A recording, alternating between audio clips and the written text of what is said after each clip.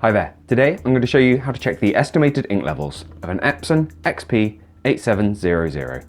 Now, this is nice and simple, we're done from the printer using the attached touchscreen. So first of all, we're going to drag the screen along until we get to settings.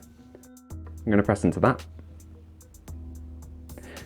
And you want the very top option, which is supply status. So press into that.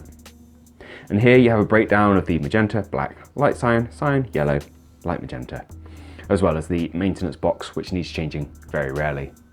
From here you can see what is likely to need changing next, but if you're looking into this due to a print quality issue you've been having, it's unlikely to be the fault of the actual cartridge. The machine itself has a print head which disperses the ink, so any print quality issues are likely to be down to blockage or congealed ink on the print head itself. So I'd recommend checking out our videos for cleaning cycles and nozzle checks for this printer, as that's more likely to resolve your issue. From here you can get a printed version of that sheet or replacing cartridges as well. And that's about all there is to see. Thank you for taking the time to watch this video. If there's anything else we can help with, let us know down in the comments. If it has been helpful, please do let us know with a like, and we'll see you in the next video. Take care. Bye bye.